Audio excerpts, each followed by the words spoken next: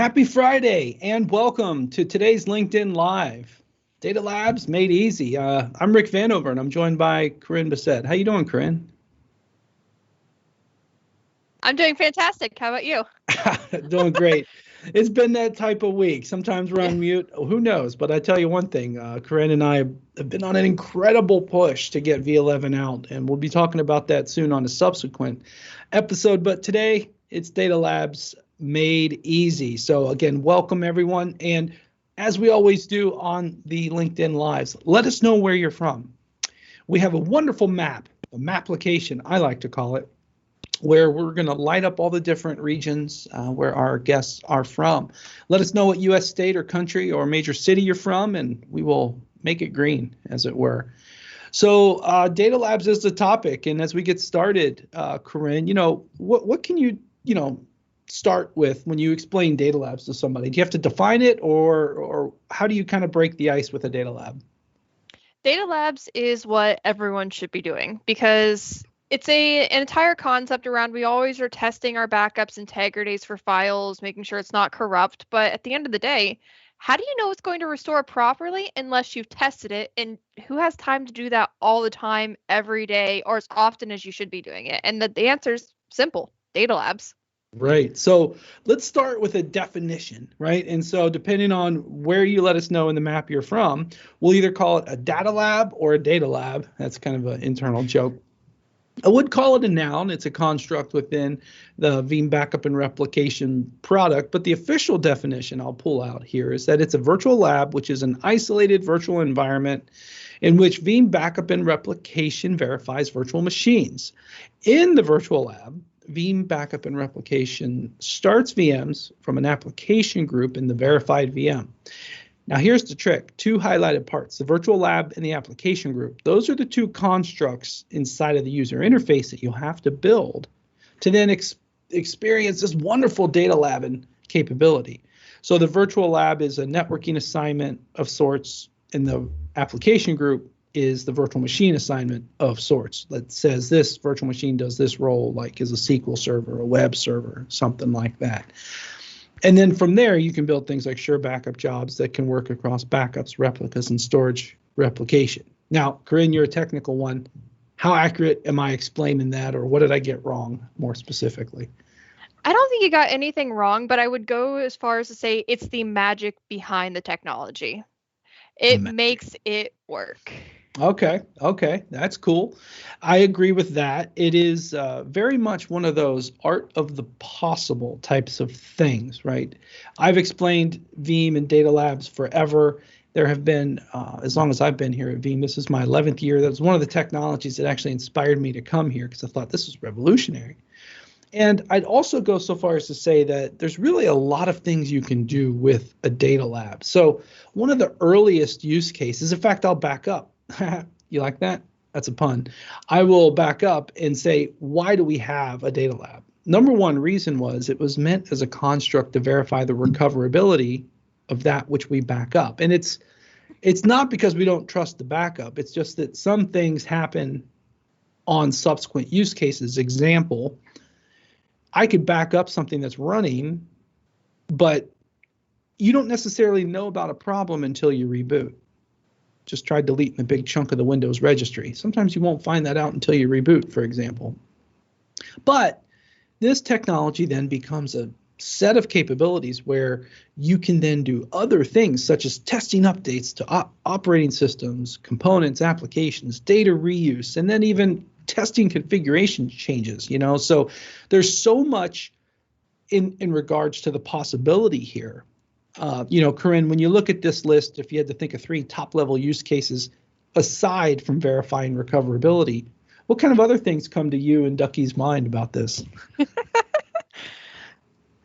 I'm thinking about even just troubleshooting problems or having a on-demand patch environment, something that you can throw off to your dev and have them destroy it every which way, and it's as close as production without that extra cost. It's almost going into an OpEx type of performance or testing environment. And I agree with you 100%, but I'm actually second guessing myself. Is that indeed Ducky the cat, or is that random other cat? This is Ducky, of Ducky. course, the Okay. invasive species. Oh, the invasive cat, the one with the personality, the one with a taste for showtime, indeed. She is a star. Indeed. So, when I look at the opportunities here with Data Labs, I talk to a lot of organizations that each one of these use cases are good. And then the other side of it is if it can save you time. Like if you have to ask for a change window to make a substantial change for an application and you don't know how it's going to go, Data Lab. If you want to test a security change that's really hard to do in production, Data Lab. Those are kind of things you can really help put it around, wrap it around your mind. I got a note from the producers that the map is ready. Let's take a look at the map application here.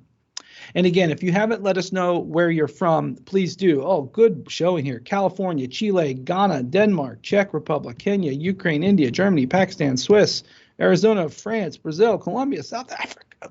I'm running out of breath. Morocco, New York. Oh, wow. Thank you all. And I'll just throw Ohio on there. We got Karinne and I from Ohio, but we didn't put it in the chat, so I guess we don't count yet. No, we're lit up there. Oh, we are? Okay. Yeah. Well, my main preview is it's a focus screen. It's not super resolute. Good stuff. So, Karinne, if we had to put it in product terms, what is the portfolio associated with Data Labs? So Data Labs is definitely the technology, but we've used that technology that drove you to our company, and we just added it to everything that made sense, not just talking about the isolated environments, but use that same technology to spin up something to do staged restore. I know that you've probably heard of GDPR, and almost everyone on this phone call has, and all of the headaches that come around in the associations with the right to be forgotten or not being able to restore something back to your production environment because it might breach your policy. And we were able to map that into a stage restore type of scenario. And then, of course, secure restore. I know you have a lot to say about ransomware. Yeah, I think ransomware is one of those scenarios where when you go about a recovery, you may or may not need or know what you need to recover. Staged restore, secure restore, even the base Data Lab are great vehicles to help you recover. We've highlighted a lot of those different things over at the Veeam ransomware education site and the white paper and more. Got a quick question here from Christopher. Good one. Christopher asks, is it useful for an on-prem to Office 365 migration? Is the Data Lab a useful vehicle for that? I'm going to give my answer, and I'm going to let Karinne go next because she knows this one better.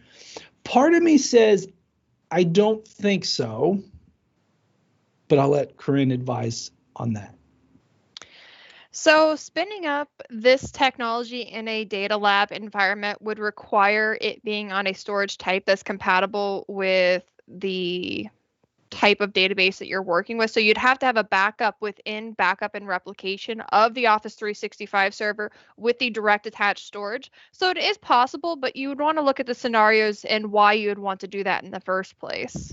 Yeah, the only use case I can think of, Christopher, where it would be helpful is, I'm just making up scenarios. What if you're on Exchange 2010, something really old, and it's virtualized? Maybe you want to test the upgrade to a more modern version of Exchange before you can even consider the Office 365 migration. You might have to upgrade AD and other things. That might be a use case. But off the top of my head, no, I don't think of a super amazing use case here, but I really love the ideas. And one thing I'll inspire everyone to think about is the Data Lab really depends on the needs and the use cases you have. If you have something that's hard to simulate, if you have something that you don't have a lot of confidence at making changes in production, Data Lab, those are the use cases.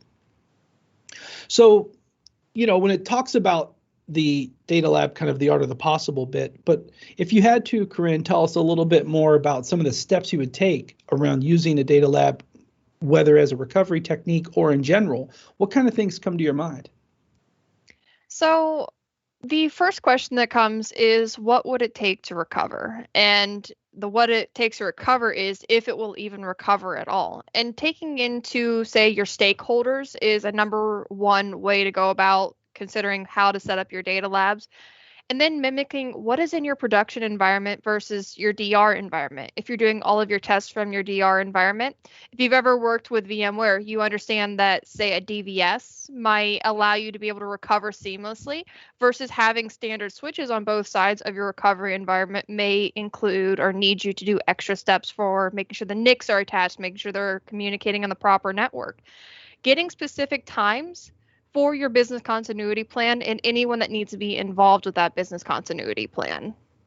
Yeah, so the pivot here is that the data lab can be a vehicle or a mechanism that is used not just for verifying recoverability on premises, but also as part of your DR and business continuity plans. I can't remember which version, it's been a while, but we introduced for VMware environments Sure backup jobs that are sourced from replicas. It's not quite called Sure replica in the user interface, but collectively that's what we call it.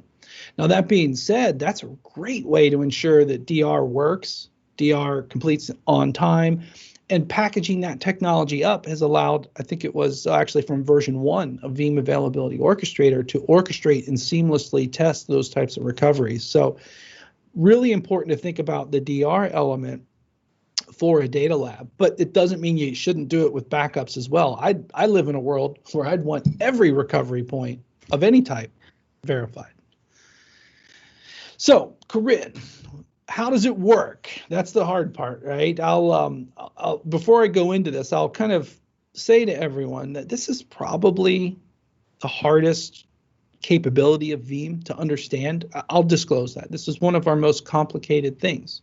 But if you give this as an IT pro, if you give this like 2, 3, 4 hours and you understand it, start with a simple environment, simple VM or two, just build on that, it can pay dividends. That's my personal advice there. But, if you had to introduce the components, Karinne, how would you do that? So starting from the base, you have all kinds of different options for the type of media that you can test this recovery from. You can use your backups.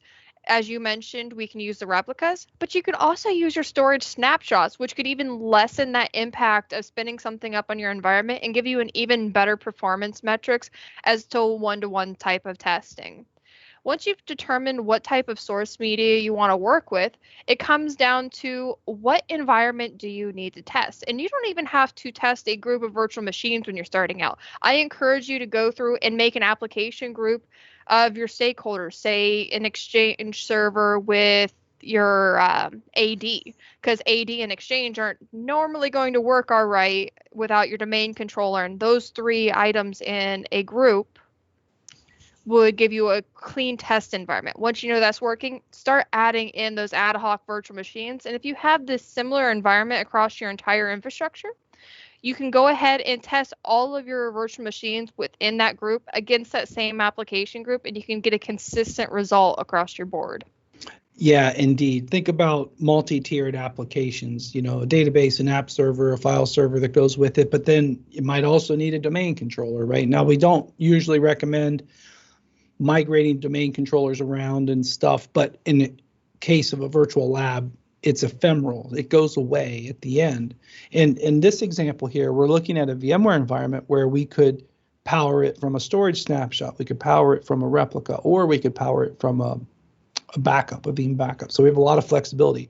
Over in Hyper-V Town, we would do that same capability, but currently it's only for backups, where the isolated network would be provisioning one or more virtual machines. And it's very versatile. In fact, I remember, this is going way back, but I think it was like, does anyone remember watching when VMware introduced vCenter single sign-on? This was quite a while ago. I want to say it was like in the V5 era. And everyone's like, what was this? It threw us a loop, okay? Because vCenter Server app was always an easy one to upgrade.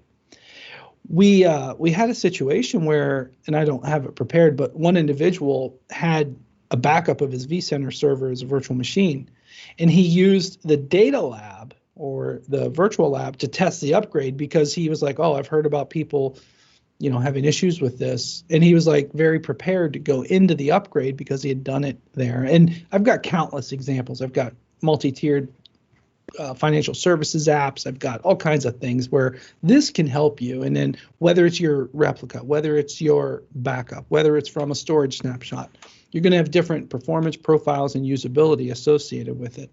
So I think it's really encouraging to check out, and it's included with Veeam Backup and Replication. The one kind of, I guess, catch I would highlight here is that you might actually like it. And what I mean by that is these virtual machines that sit either on this isolated network. If you ever want to like move that back to production, we can't take a data lab and like commit it in. So you'd have to do things like a replication job or a backup of that and then restore it there. But do you have any tips for that, Karinne? Like if you actually have done something in the data lab and you want to keep it, I recommend taking a backup or a replica. But do you have any tricks for that? So that's an excellent point. We use a backend service to emulate and publish a virtual machine to your host. So this is just a virtual machine in your environment that's been kind of carved out in its own isolated segment. So it is still there doing any type of migration process, or you can vMotion that within VMware back to your production environment completely outside of the software if that's what you choose or whatever process that you'd like to use. Replica is a good idea, but I have seen vMotion do just wonders if you have the license for it. Yeah, that's a good point. vMotion. I didn't even think about that. I live in a world now where I kind of like, well, let's do it with a Veeam technology. Let's back it up. Let's replicate it. But yeah, of course, hypervisor migration, storage migration would do it too. Well, on to your point of you might just like it, I don't think we should leave here without talking about Veeam Availability for Orchestrator. Yeah, the technology that makes it all-inclusive and takes you to the next level of business continuity and automated reports so that you can give those to all of your stakeholders with all of the testing that was done. Exactly. That's a very good point. So again, what if you like it? Meaning, oh, wow, I did verify that my DR can come up in 4 hours as I've told the business. And I've done that all by hand. Well, that's great. But what about tomorrow when, we're dealing with 10% change rate? And what about 3 months from now when we have 25% more workloads and stuff like that? That's where the Veeam Availability Orchestrator will help you out because it will automate the reporting and testing of that, powered by DataLabs. Ooh, I kind of like the sound of that.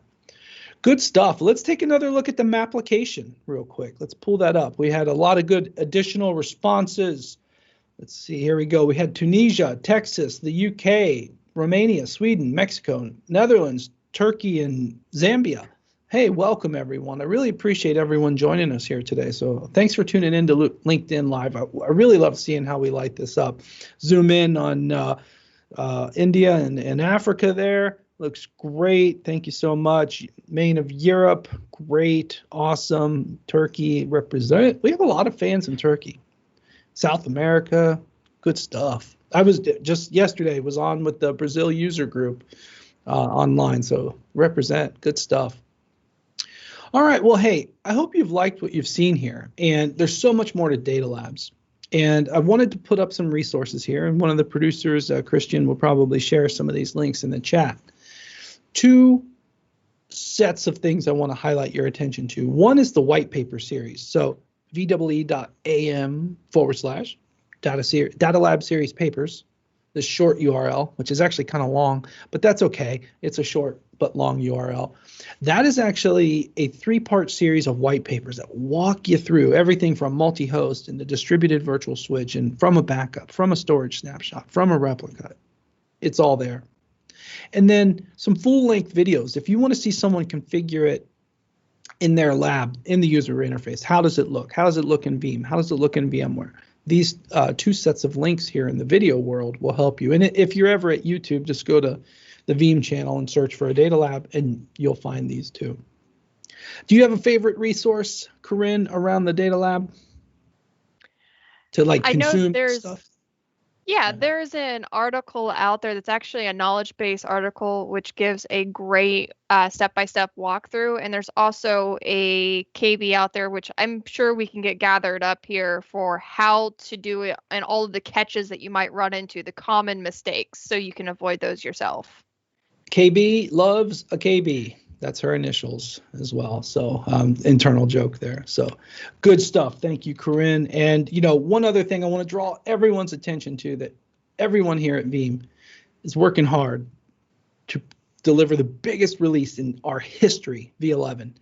We are in the final pushes here, had a great internal milestone yesterday for partners, and we're preparing diligently for on the 24th. We're going to have the launch event, go.veeam.com/V11. Join us. You won't want to miss it. Good stuff. All right. Well, hey, on behalf of everyone here, I want to appreciate your attendance here. Thank you all for letting us know about the maps, where your location is. And I want to give a shout out to the Monday show. Again, 12 noon New York time, LinkedIn Live. The Dave and Jason show will be talking about DR in the cloud, part of the Act 2 journey, based on some of the latest research. Good stuff.